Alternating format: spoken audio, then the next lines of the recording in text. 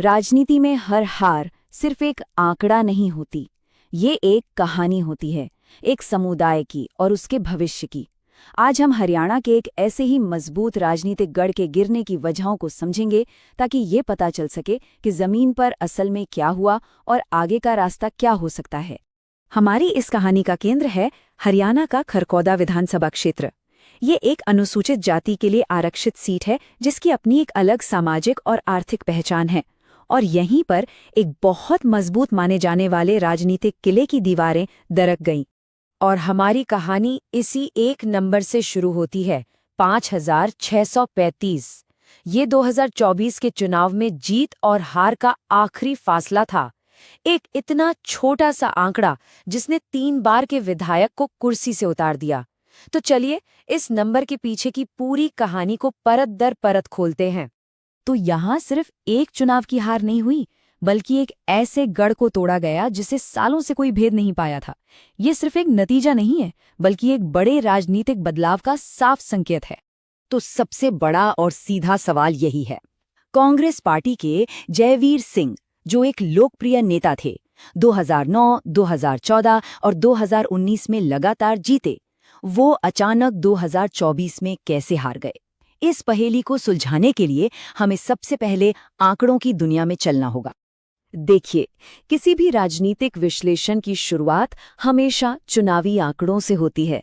ये सिर्फ नंबर नहीं होते, ये वोटरों के बर्ताव और बदलते हुए समीकरणों के सुराग होते हैं। तो आइए देखते हैं कि खरखौदा के नंबर हमें क्या बता रहे हैं। अब देखिए, 2019 की तस्वीर काफी दिलचस्प है। उस वक्त विपक्ष बटा हुआ था। कांग्रेस को मिले करीब 38% वोट और जननायक जनता पार्टी यानी जेजेपी को मिले 36.5%। इसी बंटवारे की वजह से कांग्रेस एक बहुत ही पतले मार्जिन से सिर्फ 1500 वोटों से जीत पाई।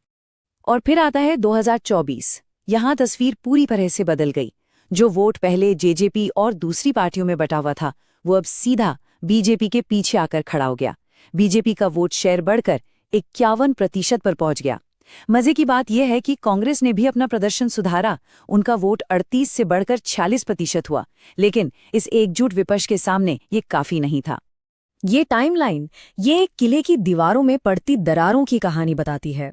2009 में 25,000 से ज्यादा वोटों की एक तरफा जीत 2014 में घट के 14,000 रह गई, 2019 में सिर्फ 1500 पर सिमट गई और 2024 में तो ये हार में ही बदल गई।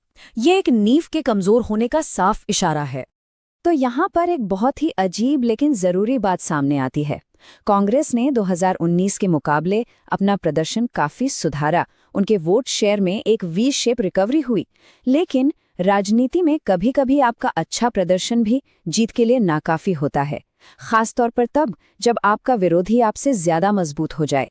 आंकड़े तो एक तरफ है, लेकिन लोकतंत्र में असली ताकत लोगों की आवाज में होती है। हमारा संविधान भी हर नागरिक को सम्मान के साथ जीने और अपनी बात जिम्मेदारी से रखने का अधिकार देता है। आंकड़े हमें बताते हैं कि क्या हुआ, लेकिन ये जानने के लिए कि क्यों हुआ, हमें जमीन पर उतरना होगा, गांवों की गलियों में और लोगों की बातों को सुनना होगा। तो सवाल यही है कि वो कौन से मुद्दे थे जो वोटरों के मन में घर कर गए थे? वो कौन सी चिंताएं थीं जिनका उन्हें कोई हल नहीं मिल रहा था?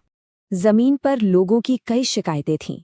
पहली, खरखौदा को एक नए गोहाना जिले में मिलाने का प्रस्ताव, जिससे लोगों को अपनी पहचान खोने का डर सता रहा था।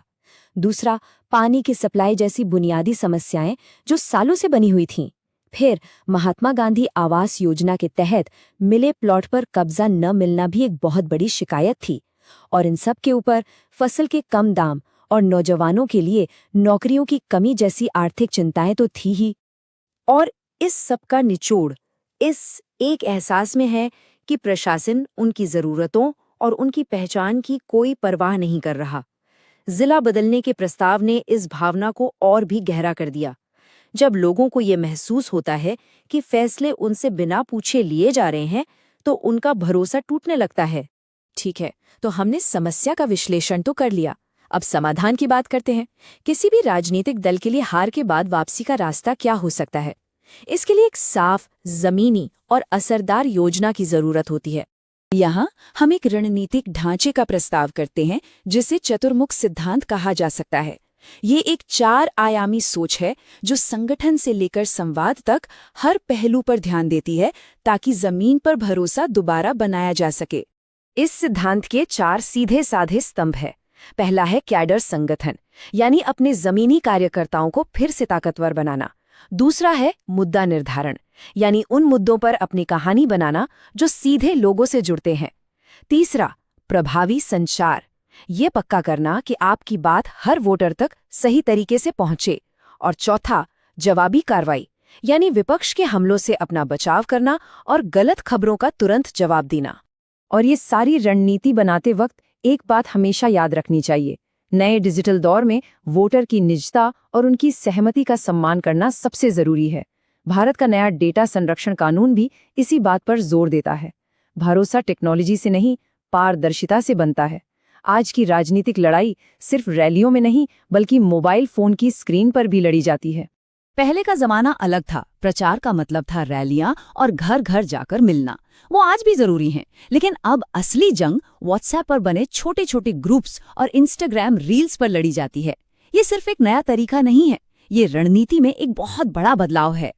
इसका मतलब है कि आपको बहुत ही खास डिजिटल रणनीतियां अपनानी होंगी, जैसे हर गांव के लिए एक अलग व्हाट्सएप ग्रुप बनाना, उम्मीदवार के काम को दिखाने के लिए छोटी छोटी असरदार रील्स बनाना, अफवाहों का खंडन करने के लिए एक फास्ट एक्शन टीम बनाना और अपने संदेश को फैलाने के लिए स्थानीय स्तर पर लोकप्रिय लोगों को अपने साथ जोड़ना।